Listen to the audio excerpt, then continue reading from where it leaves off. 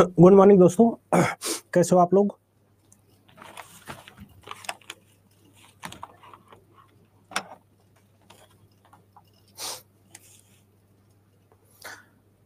Good morning to everyone. पेन पेन सभी को नमस्कार। आप लोग कैसे हो।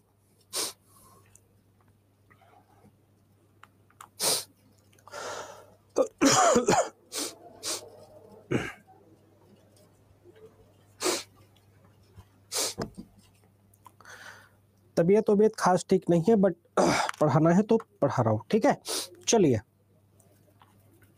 तो आज हम लोग बात करेंगे एनर्जी रिसोर्सेज पर।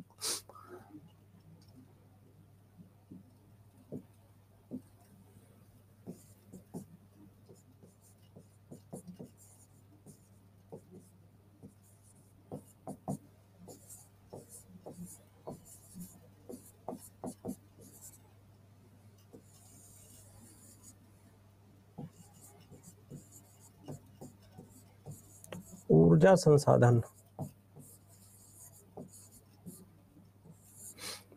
ठीक है।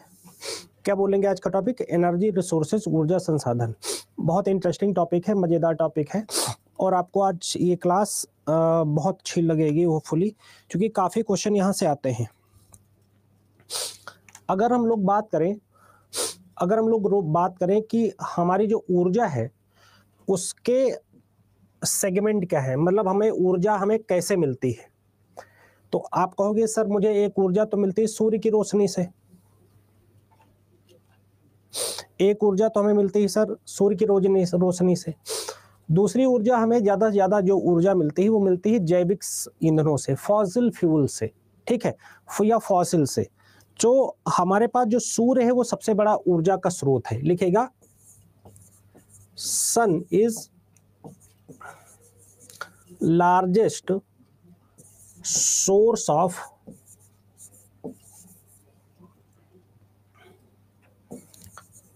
एनर्जी। सूर्य ऊर्जा का सबसे बड़ा स्रोत है। अच्छा, आप लोग बताओ, ये तो मान लो हम लोग बात करें ऊर्जा की, ये सब चीजें, ठीक है। आप लोग अपने मोटिवेशन के लिए ज्योग्राफी पढ़ा रहे हैं, आप लोग अपना मोटिवेशन कैसे पाते हैं।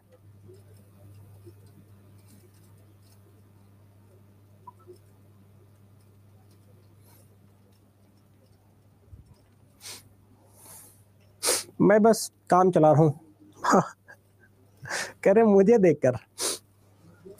देखो, मोटिवेशन एक बहुत बढ़िया बात बोलता हूँ। हाँ, कल का टॉपिक उतना ही जरूरी था जितना जरूरी है।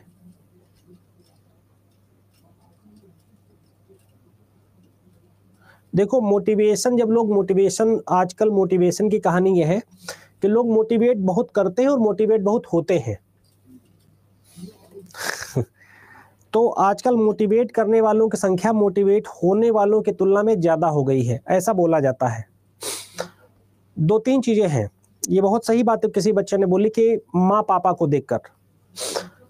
हर व्यक्ति के लिए मोटिवेशन का एक अलग मायने है। मान लो कोई संपन्न घराने में है, उसके घर की अलग तरीके की दिक्कत है, वो अलग तरीके की समस्या से जूझ रहा है, उसको अलग तरीके का मोटिवेशन की जरूरत है ना। और जो सामान्य घर के हैं उनको अलग तरीके की उनकी दिक्कतें हैं। जो गरीब घरानों के हैं उनकी अलग तरीके की दिक्कतें हैं। जो मैरिड हैं उनकी अलग तरीके की दिक्कतें हैं, जो अनमैरिड हैं अलग तरीके की दिक्कतें हैं। हम लोगों को मोटिवेशन, टीचर को अगर बात करें, हम आपसे पहले मैं अपनी बात करना चाहूंगा कि यार मुझे कैसे मोटिवेशन मिलता है। हम लोगों को मोटिवेशन दो तरीके से मिलता है, ठीक है। एक, बच्चों का जब रिजल्ट ठीक होता है, मतलब मैं खुली बात बोलूंगा।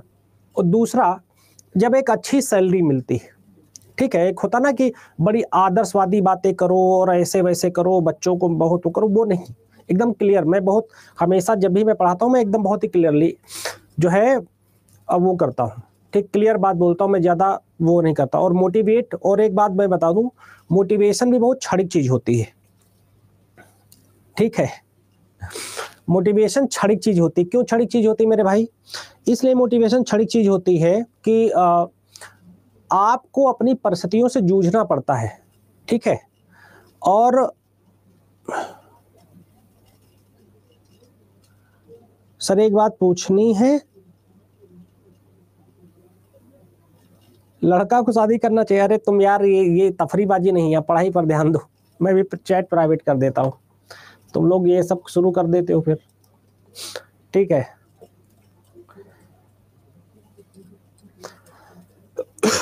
तो हाँ, तो मैं क्या कह रहा था कि हर आदमी के लिए मोटिवेशन एक अलग कंटेक्स्ट है। मोटिवेशन बहुत थोड़ी देर की चीज होती है, जब आप बहुत निराश होते हैं उस समय मोटिवेशन, वरना आपका लक्ष्य ही आपका मोटिवेशन है, ठीक है। अगर आप अपने लक्ष्य को प्राप्त करने के लिए हर दिन कुछ नए तरीके से पढ़ाई लिखाई नहीं कर रहे हैं, तो आपको मोटिवेशन कितना भी दे दिया जाए, मोटिवेशन सिर्फ देखने सुनने की चीज़ है। अंततः आपको वही सिलेबस जाकर, वही हिस्ट्री, ज्योग्राफी, पॉलिटी, इकोनॉमी जाकर घिसकर पढ़नी ही पड़ेगी, इसके अलावा कोई दूसरा विकल्प नहीं है, ठीक है। तो sun is the largest sources of energy, ठीक है। इससे बड़ा कोई सोर्स नहीं है, इससे बड़ा कोई सोर्स नहीं है।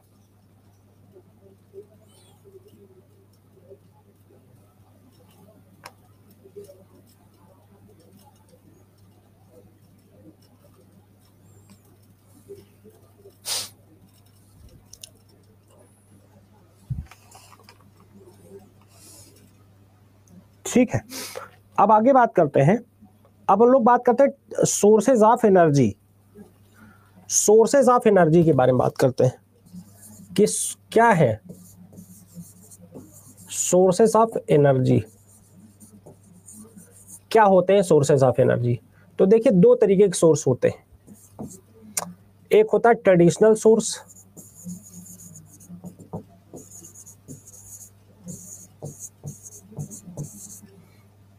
और एक होता है नॉन ट्रेडिशनल। अभी नॉन ट्रेडिशनल, बेटा ये क्वेश्चन बहुत बार पूछा गया है। गैर परंपरागत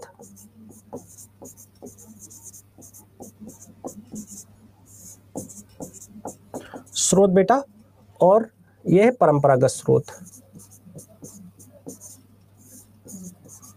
इसके लिए बेटा एक शब्द और प्रयोग होता है, नवीकरणीय स्रोत या नवीनीकरणीय। नवीनीकरणीय मतलब होता है न्यूली स्रोत, ठीक, या न्यू सोर्सेस। तो देखिए, हमारे यहाँ पर जो भारत जैसा देश है, उसमें भी ट्रेडिशनल सोर्स बहुत ज्यादा मायने रखते हैं। ट्रेडिशनल सोर्सेस क्या है? अगर हम ट्रेडिशनल सोर्स की बात करें तो पहला लिखेगा कोयला,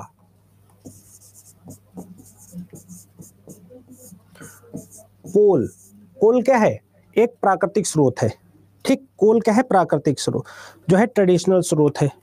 फिर उसके बाद हम अगर बात करेंगे पेट्रोलियम, प्राकृतिक गैस, ठीक है, पेट्रोलियम।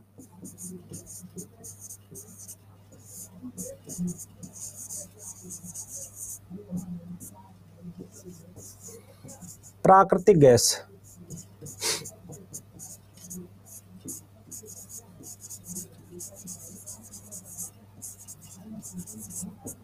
Natural gas. फिर परमाणु ऊर्जा,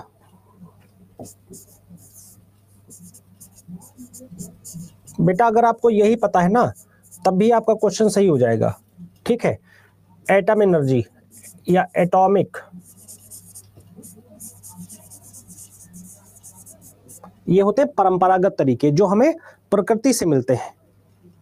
बेटा ये कौन कह रहा है और क्लास कितने दिन? यही तुम्हारी तो बात है। क्यों, मजा नहीं आ रहा है क्या? क्लास कुछ और पढ़ना है? डांस वांस पढ़ना है क्या तुमको? हैं? मैं भी डांटूंगा फिर कहोगे। ये डांस वांस सीखना है क्या तुमको जाकर? ये सुमंत कुमार जो हैं, आपको डांस वांस सीखना है क्या जाकर? अरे ये तो नहीं कि पढ़ाया जा रहा तो पढ़ लो। तो जब पढ़ाया जा, कह रहा और कितने दिन क्लास? अरे तुम लोग ये चाहते हो कि बस 2 दिन में खत्म कर दिया है, मैं एक ही दिन में सारे चैप्टर खत्म कर सकता हूं, लेकिन उससे कुछ होगा नहीं। गुड मॉर्निंग बेटा,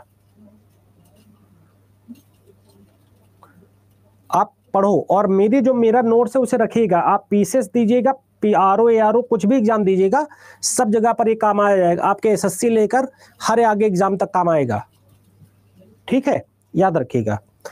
अब ठीक है, तो ये हो गए परंपरागत स्रोत जो हमें प्रकृति से मिलते हैं। अब नवीकरणीय स्रोत, जो नए स्रोत है वो क्या है, वो भी प्रकृति से मिलते हैं, पर उनको एक नए तरीके से उनको बनाया गया है। जैसे सौर ऊर्जा, सोलर एनर्जी,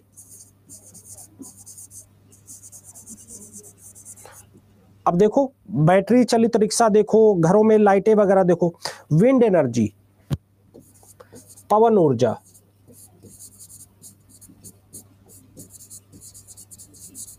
विंड एनर्जी, फिर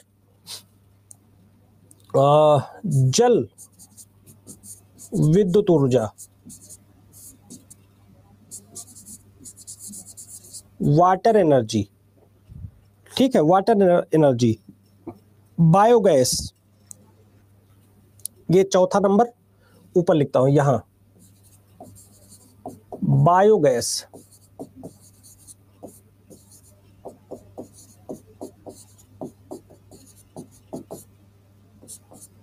फिर ज्वारीय ऊर्जा, ज्वारीय ऊर्जा,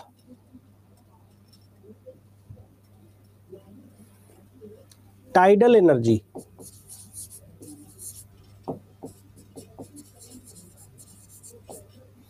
ये सब क्या है, ये नवीनीकृत स्रोत है।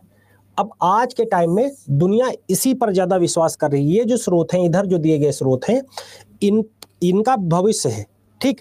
अब इसमें आप एक और लिखेगा, हाइड्रोजन एनर्जी।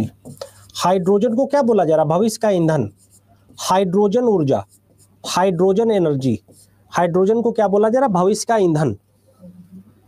ज्वारी को बोलते हैं टाइडल एनर्जी। टाइड, ज्वारी का मतलब होता है जब ज्वार भाटा आता है ना, तो उसकी जो तरंगे होती हैं उससे एनर्जी निकलती है, उसको कैप्चर किया जाता है, उसको स्टोर किया जाता है, ठीक है, तो उसको बोला जाता है ज्वारी ऊर्जा। आपको पता ही होगा ज्वार और भाटा आता है, अभी वर्ल्ड ज्योग्राफी में पढ़ाऊंगा जाकर।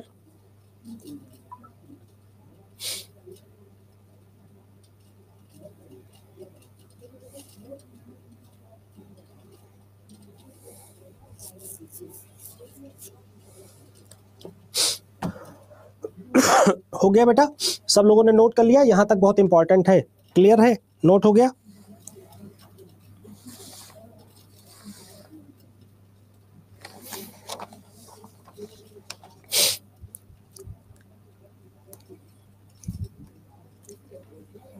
चलिए अब बात करते हैं बेटा ट्रेडिशनल एनर्जी में। सबसे पहले कोल की बात करते हैं। ट्रेडिशनल एनर्जी,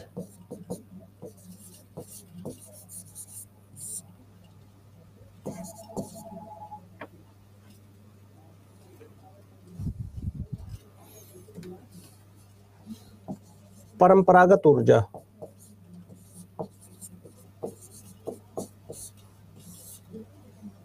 परंपरागत ऊर्जा में पहला नंबर है कोल का, कोयला। कोयला के 4 प्रकार होते हैं, ठीक, पहला है कोयला, ठीक है, परंपरागत ऊर्जा में पहला प्रकार है कोयला, ठीक है। तो कोयला में सबसे अच्छा प्रकृति का कोयला कौन सा होता है, एंथ्रेसाइट कोयला। कौन सा होता है, एंथ्रेसाइट कोयला, ये पहले प्रकार का है, सबसे अच्छे प्रकार का कोयला यही होता है। क्या नाम है इसका, एंथ्रेसाइट, ठीक है, क्या नाम है इसका, एंथ्रेसाइट कोयला, ठीक, सबसे अच्छे प्रकृति का कोयला यही होता है। अब जो ये एंथ्रेसाइट कोल है,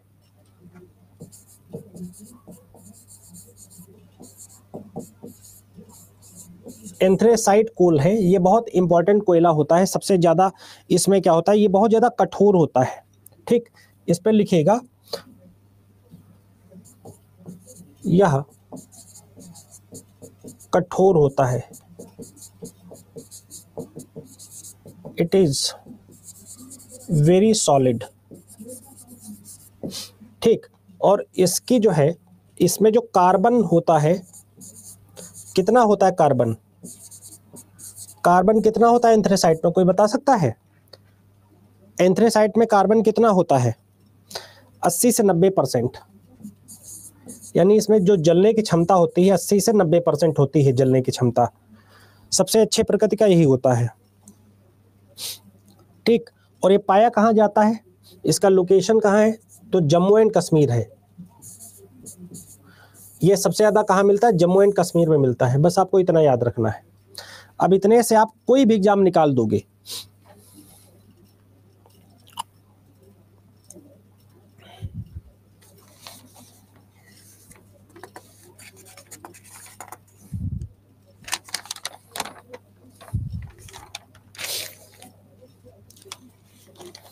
फिर दूसरे नंबर पर आता है बिटुमिनस। थोड़ा जल्दी जल्दी लिखिएगा बेटा, थोड़ा जल्दी जल्दी लिखिएगा, बोलते हुए लिखते चलिएगा। बिटुमिनस, ये दूसरा नंबर है। इस बिटुमिनस कोयला। हेलो हेलो, बिटुमिनस कोयला। ठीक है, बिटुमिनस कोयला, इसे बोलते हैं ब्लैक, इसे काला कोयला बोलते हैं।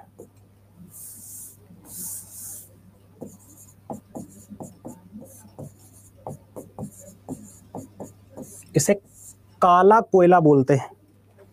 ठीक है, बिटुमिनस।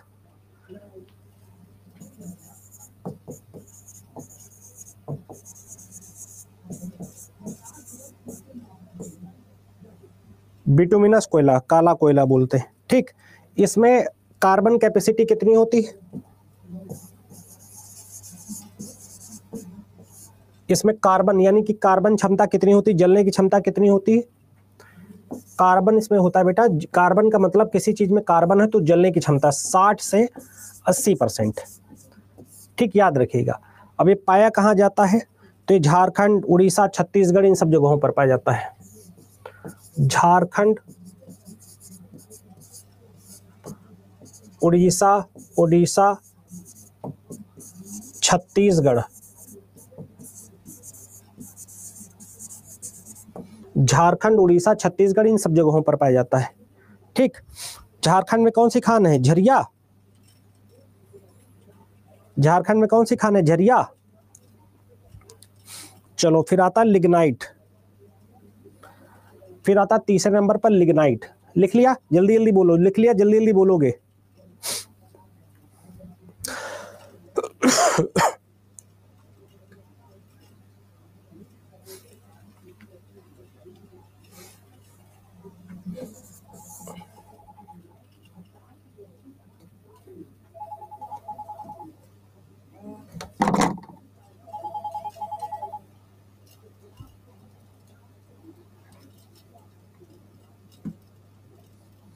कौन सा है? लिग्नाइट है। ठीक है,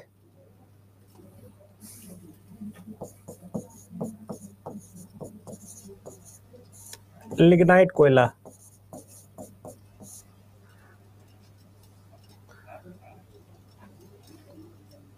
ठीक है,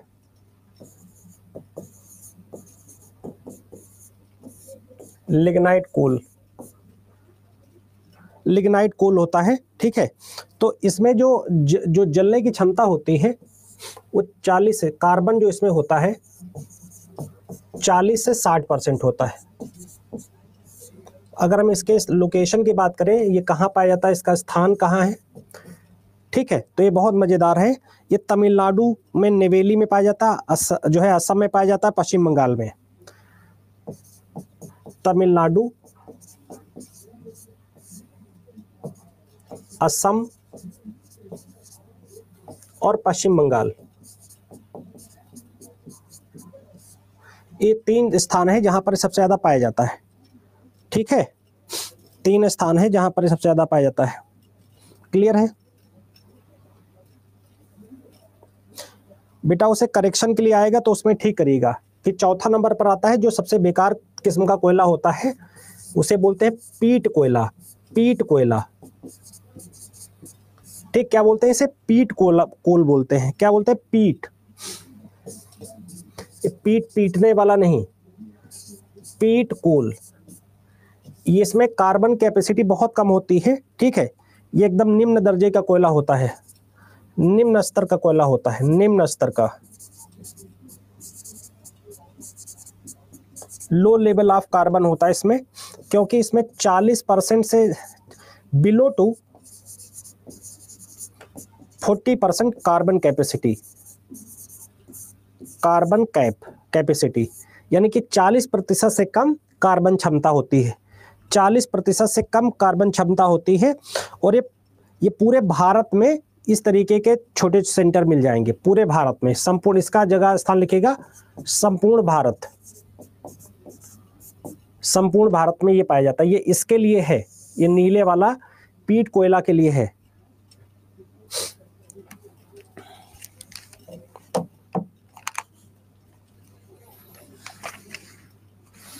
आज का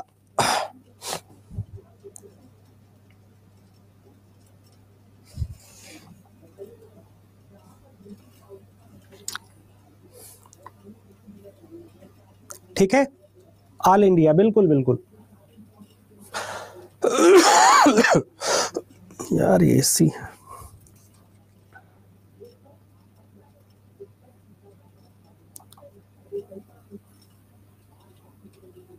नहीं बेटा, तबीयत नहीं ठीक है। चलो, तो अब हम लोग बात करेंगे 2023 के लेटेस्ट डेटा के अनुसार।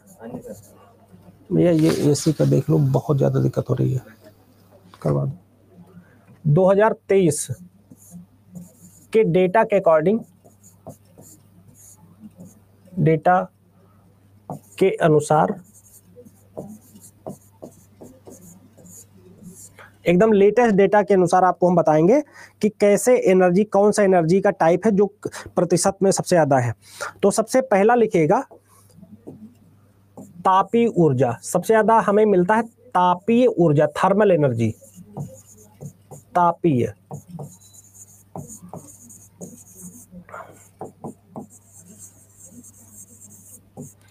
थर्मल एनर्जी, तापीय ऊर्जा, ठीक है। तापीय ऊर्जा हमें मिलता है 56%, ये हमें एनर्जी देता है 56%। बेटा नोट कर लीजिएगा। अब सर इसमें कई सारे आते हैं, इसमें कोयला भी आ जाएगा, ये सब तमाम चीजें, डीजल भी आ जाएगा, सब आ जाएगा। दूसरे नंबर पर बेटा आता है हाइड्रो,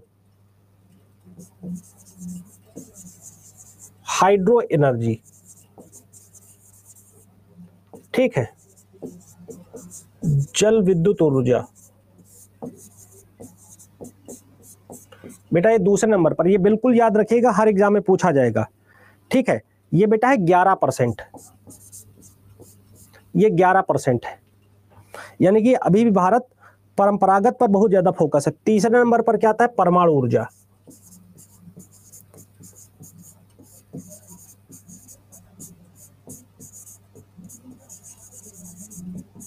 एटॉमिक एनर्जी,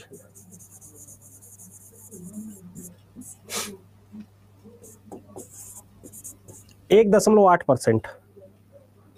और आपको बताएं नवीकरणीय ऊर्जा तो और कम है।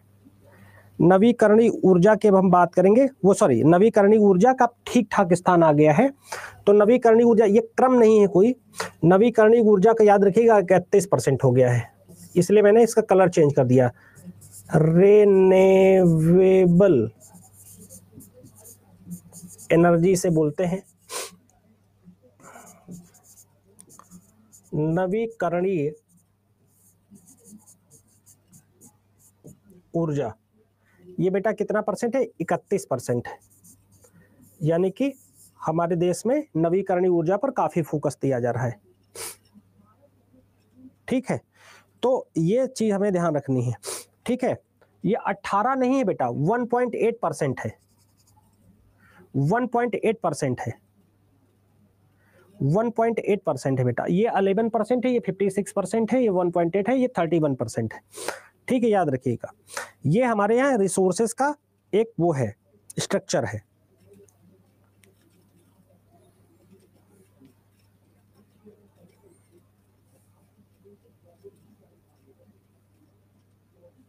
ठीक है, क्लियर हो गया? जल्दी जल्दी नोट करो बेटा।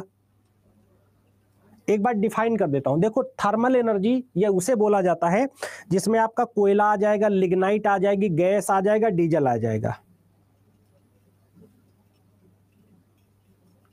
ठीक, इसमें क्या आ जाएगा, तापी में क्या आ जाएगा, कोयला आ जाएगा, गैस आ जाएगी, ठीक है, डीजल आ जाएगा, कोयला और जो है लिग्नाइट आ जाएगा। ये सब कुछ आ जाता है तापी ऊर्जा में। हाइड्रो में जल विद्युत से, यानी कि जो डैम बनाकर पानी रोककर जो एनर्जी प्राप्त की जाती है उससे 11%।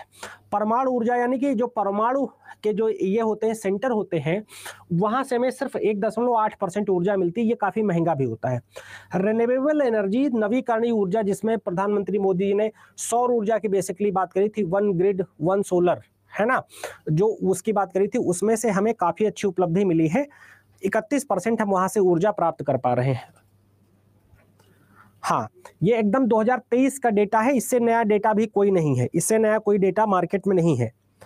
ठीक है, याद रखिएगा।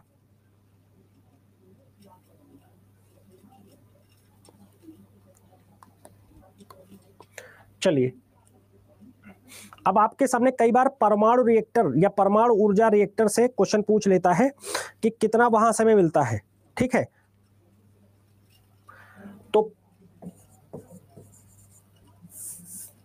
लिखेगा परमाणु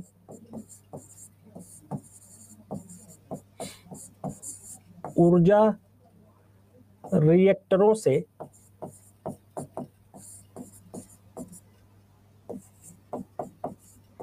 प्राप्त ऊर्जा। ठीक, अब यहां पर कौन कौन से हैं, ठीक, ये हमें देखना है। देखो, सबसे पहले है कैगा, कहां है, सबको पता होगा कैगा कहां है। कैगा कर्नाटका में है। कैगा कहां है, कर्नाटक में है। ठीक, कैगा कहां है, कर्नाटक में है। फिर काकरा पारा कहां है, जल्दी से बताओ, काकरा पारा कहां है। काकरा पारा ये जगह है, ये कहां है, गुजरात में है। गुजरात में है कागरा, ठीक, कहां, गुजरात। फिर कलपक्कम कहां है बेटा,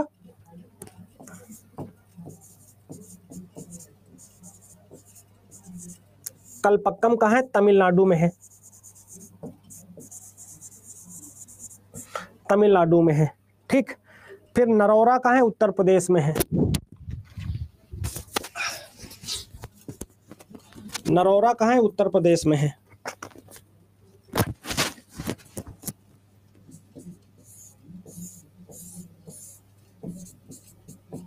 नरौरा यूपी में है। ठीक, टोटल 21 हैं, लेकिन जो जरूरी है वही वाले लिखाएंगे। ठीक, फिर उसके बाद रावत भाटा कहां है, राजस्थान में है। रावत भाटा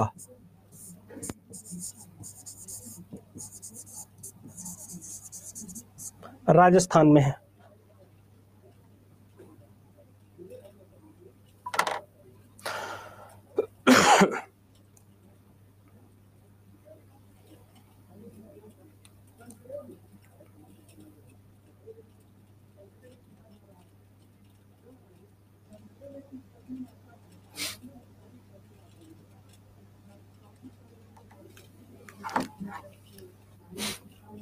रावत भाटा राजस्थान हो गया।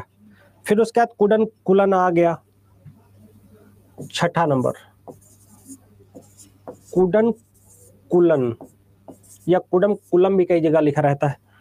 तो कुडम कुलम कहाँ है, कोई बता सकता है, तमिलनाडु में है।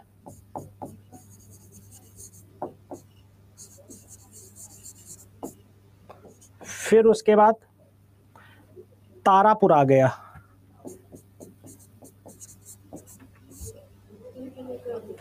एसी का देख लीजिए मैडम, कई बार बोल चुके हैं, प्लीज डाला है एक बार और प्लीज, तबीयत खराब है मेरी। महाराष्ट्र, तारापुर कहाँ है, महाराष्ट्र में है। ठीक है, तो इस तरीके से टोटल तो आपको मैंने जरूरी लिखाए हैं और हमारे यहाँ 21 है टोटल। आप एक नोट करके लिखिएगा, टोटल 21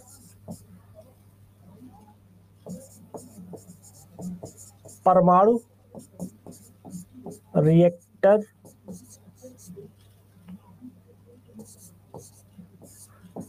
केंद्र है।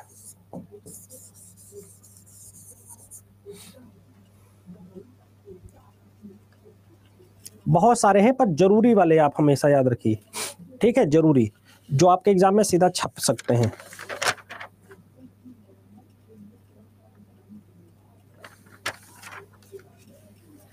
हो गया मेरे भाई?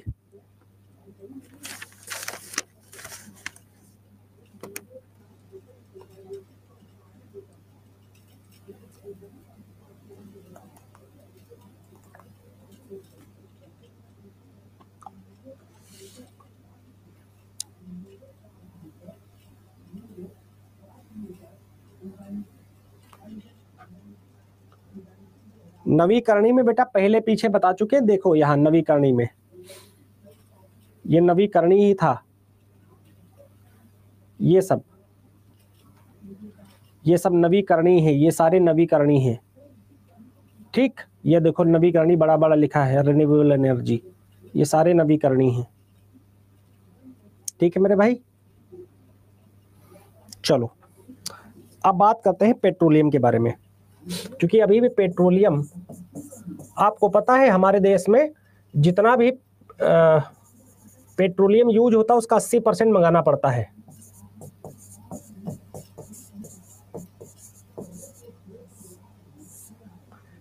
अस्सी % मंगाना पड़ता है, ठीक। हमारे जितना पेट्रोल चाहिए उसका 80% मंगाना पड़ता है।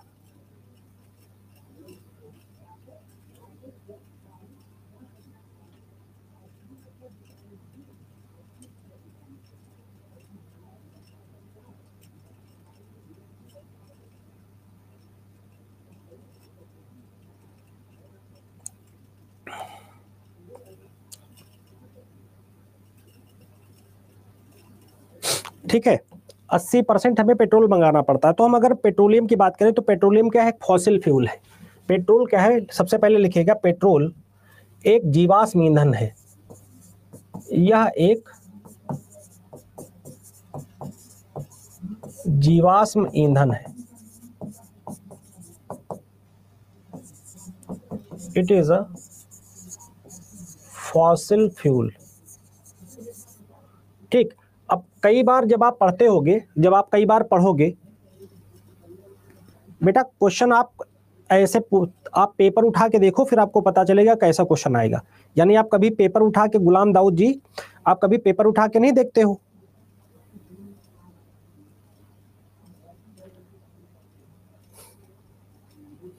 पेपर उठा के देखिए बेटा, ठीक है, तब आपको पता चलेगा बेटा। या पीछे आप करके देख सकते हो कि मैं पीछे ही दिखाता रहूंगा बार बार? आप ये बताओ, ये आप एक बार पहले से आप पीछे आप देख सकते हो, आपको पीडीएफ डेली के डेली मिल जाती है बेटा। यहां से आपको डायरेक्ट क्वेश्चन,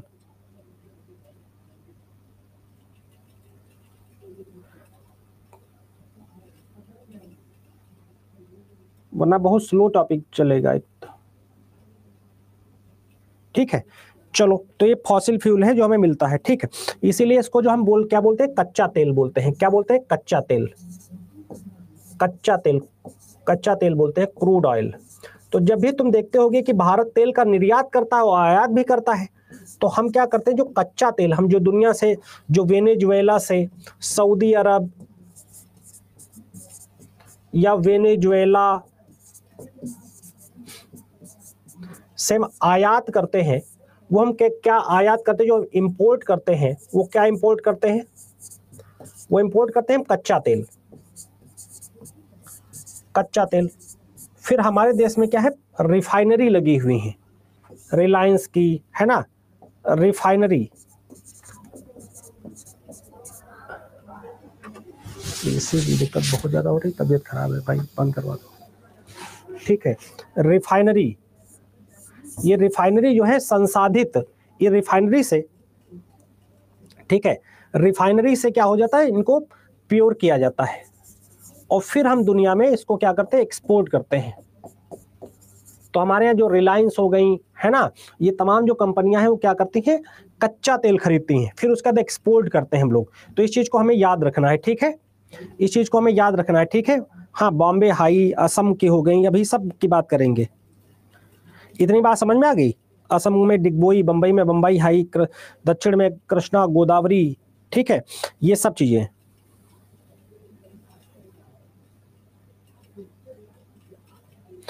चलो ठीक है, इतना हो गया। अब देखो सबसे पहले 1860 में असम के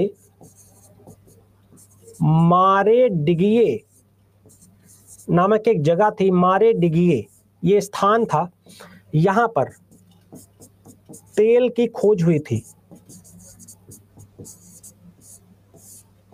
मारे डिगिए में तेल की खोज सबसे पहले 1860 में हुई थी।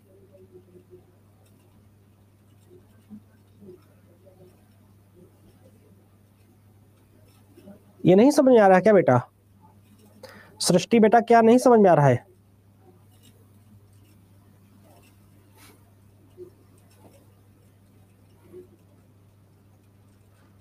अभी भी ठीक से लिख रहा हूं, ठीक है। मारे डिगिए में सबसे पहले तेल की खोज हुई थी, ठीक, अभी लिख रहा हूं, ठीक है, 1860 में।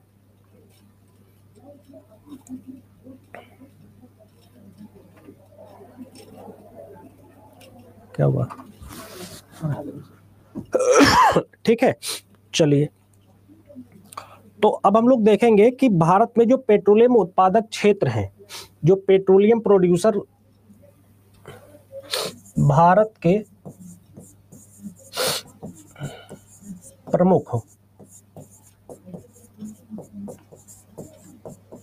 पेट्रोलियम उत्पादक क्षेत्र,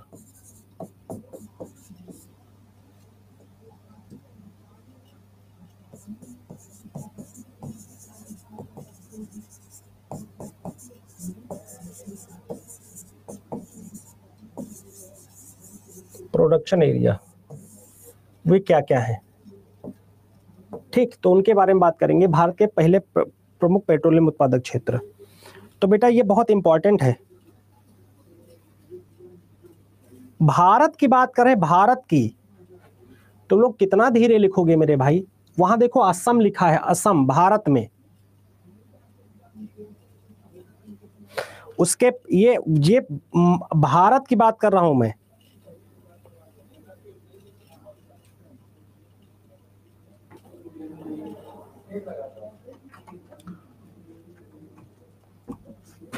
देखिए सर,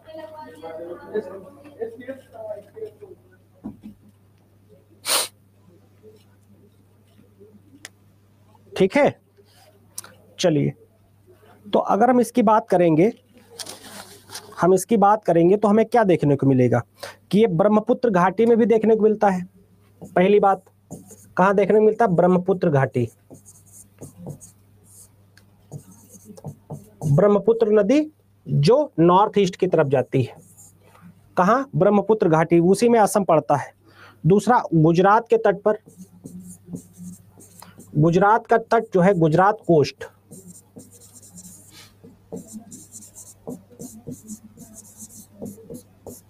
गुजरात कोस्ट, ठीक है। तीसरा, पश्चिमी अपतटीय क्षेत्र। अब जब ये अपतटीय क्या होता है बताता हूं। पश्चिमी अपतटीय क्षेत्र, वेस्टर्न नॉन कोस्टल एरिया। पहले ये तो समझा दूंगा कि होता क्या है, और फिर हम चौथे की बात करेंगे तो हम बोलेंगे पूर्वी अपतटीय क्षेत्र, अप तटीय क्षेत्र,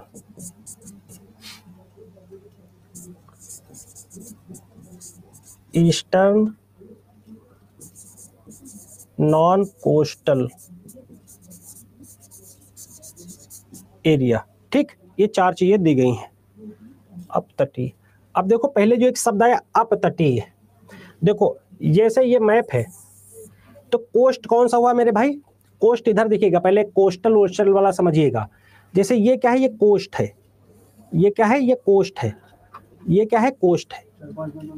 ठीक है सर, थैंक यू सर। और आप अपना बजट सही रखो, क्योंकि हाँ, बंद होगा दूसरे बजट के बंद होगा, तो ये भी सही नहीं है। ठीक है, थैंक यू सर। मतलब इस है ना, तो आप हाँ आपको फिट रखो। ठीक ठीक ठीक। अब देखिए, जब हम अपतटीय बोल रहे हैं तो इसका ये मतलब है, जब हम अपतटीय बोल रहे हैं तो इसका ये मतलब है, ठीक। यानी कि कोस्ट से थोड़ा दूर, जैसे यहाँ पर जैसे तुम जब कभी भी देखोगे तो कोस्ट से थोड़ा दूर ये वाला एरिया, ये वाला एरिया, ठीक है। इससे जैसे यहाँ पर अगर हम कोस्ट की बात करें तो इस पर आएगा, इससे, इसलिए इसको बोला अपतटीय, यानी कोस्ट से दूर, कोस्ट से थोड़ा दूर।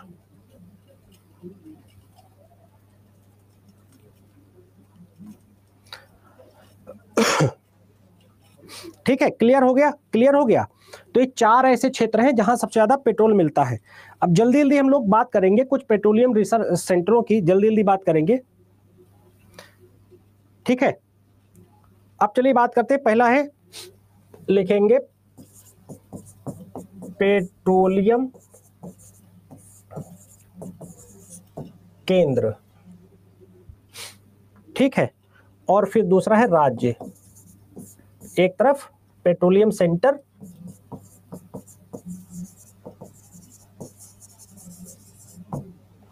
और फिर स्टेट।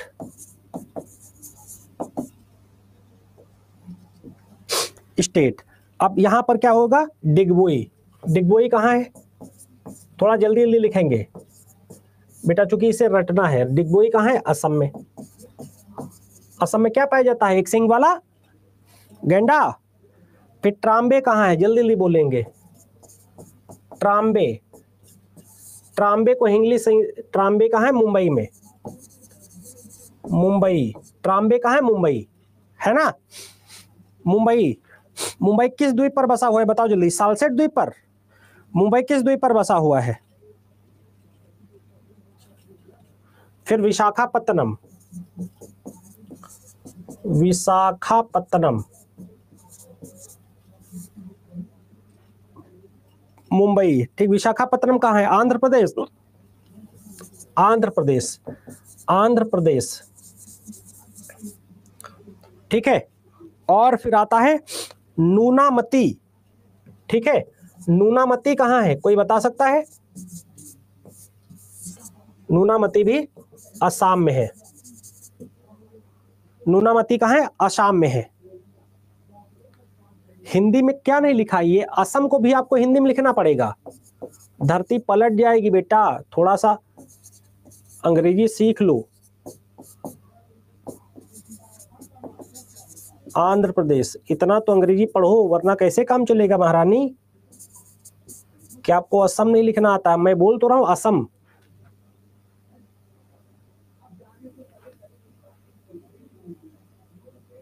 चलो बहुत बढ़िया।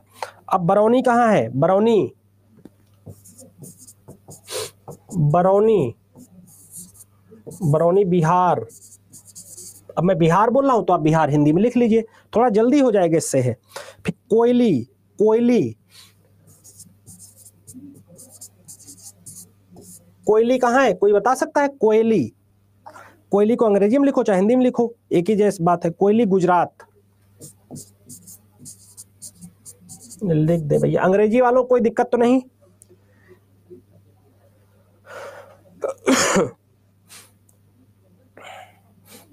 ठीक है, हो गया, इतना हो गया, जल्दी जल्दी बोलो, इतना हो गया, बोर्ड खत्म, भर गया।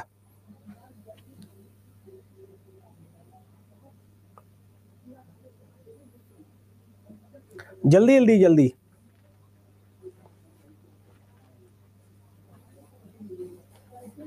जल्दी लिखो जल्दी से।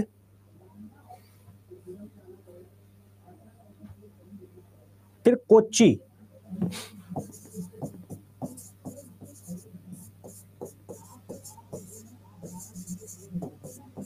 कोच्चि कहाँ है, केरल, कोच्चि केरल। फिर हल्दिया, हल्दिया कहाँ है, कोई बता सकता है।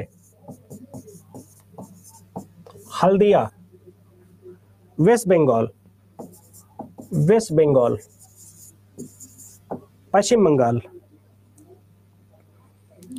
फिर एक है बोंगई गांव, कोई बता सकता है कहाँ है बोंगई गांव? कई बार पूछा गया है। बोंगई गांव कहाँ है? असम, असम जिसे बोलते हो, असम।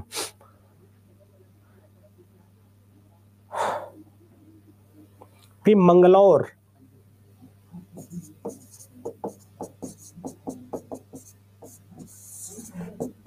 कर्नाटक, कर्नाटका। फिर जामनगर,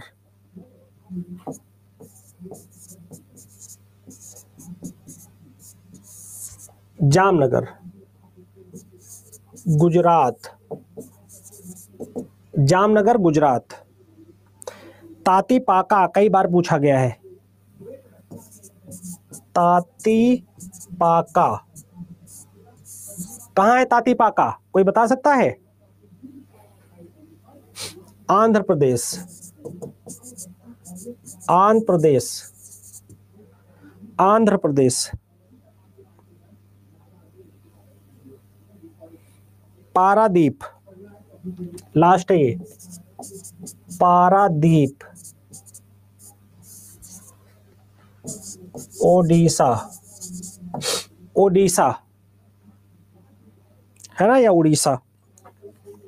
बहुत बढ़िया।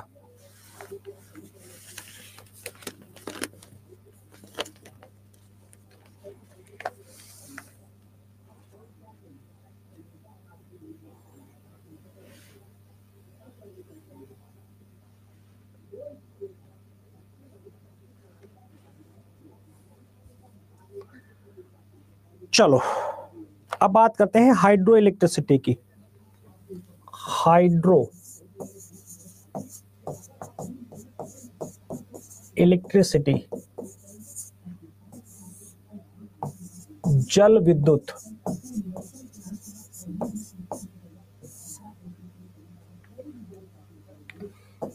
ऊर्जा।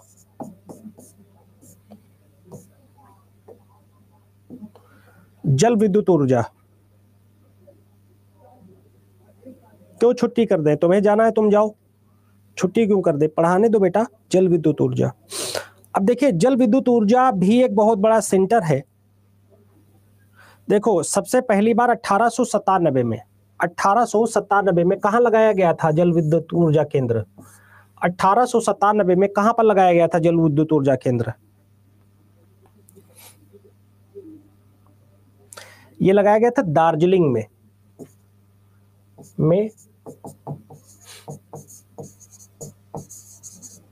दार्जिलिंग में ऊर्जा केंद्र स्थापित हुआ था।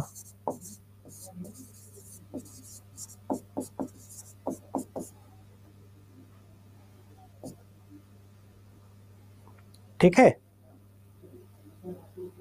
दार्जिलिंग कहाँ है किसी को पता है? दार्जिलिंग कहाँ है यही नहीं पता इनको। दुनिया पलटिन जाई अब।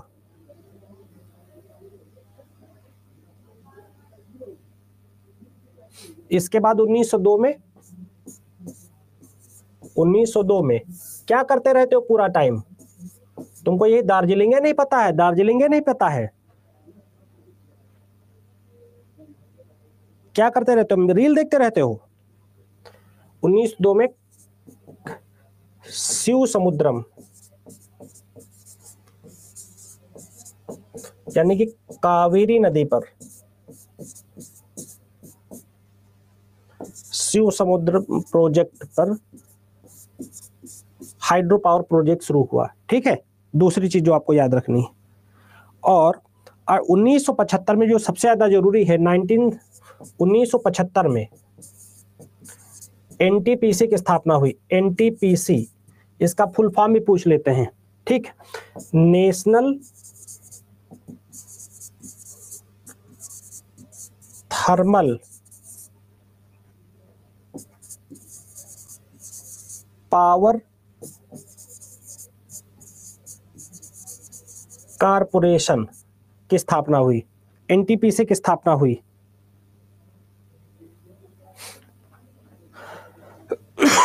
ठीक है,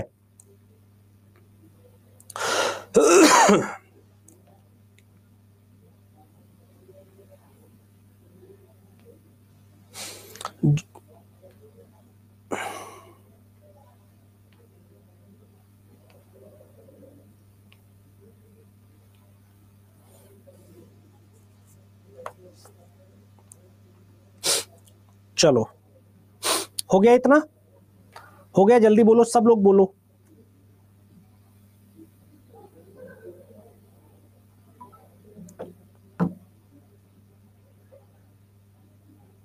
बहुत बढ़िया। चलो अब बात करते हैं ताप विद्युत केंद्र।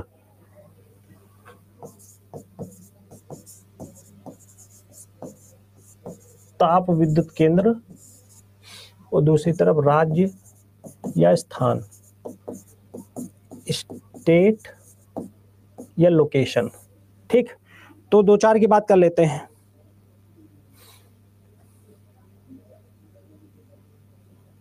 जहां जहां बना है, तो आंध्र प्रदेश में भद्राचलम, भद्राचलम ये कहाँ है? आंध्र प्रदेश, आंध्र प्रदेश में भद्राचलम। रामागुंडम में रामागुंडम कहाँ है? रामागुंडम, रामागुंडम कहाँ है मेरे भाई? तेलंगाना में है, तेलंगाना में। फिर बोंगईगांव आपको पता ही है, बोंगईगांव आपको भी बताइए असम में है।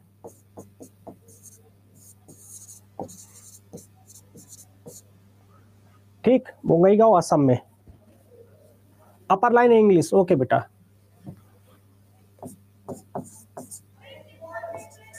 Thermo electricity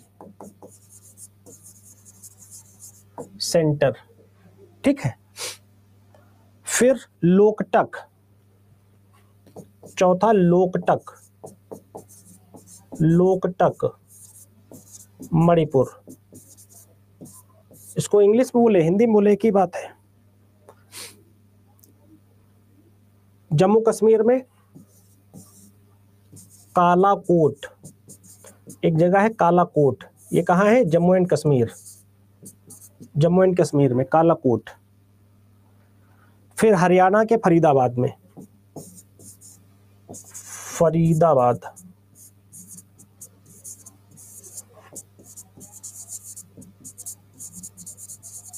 Haryana. पश्चिम बंगाल सातवां, पश्चिम बंगाल में कहाँ है? वीरभूमि, वीरभूमि।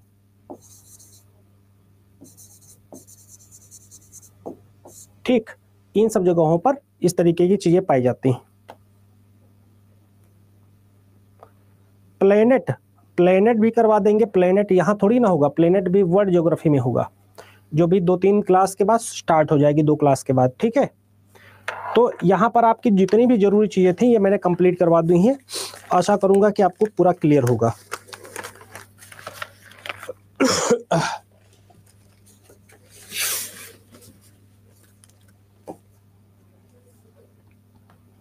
चलो ठीक है, आप लोगों ने कल रेटिंग नहीं दी थी, आप लोग प्लीज रेटिंग का ध्यान रखिएगा, रेटिंग जरूर दीजिएगा। ठीक है, साइड क्लास है सर, नाम बार बार रिवीजन करके ही याद रखा जाएगा। आपको क्लास अगर अच्छी लगी तो प्लीज अच्छी रेटिंग जरूर दीजिएगा। 7 नंबर में लिखा पश्चिम बंगाल में वीरभूमि पड़ता है, वीरभूमि।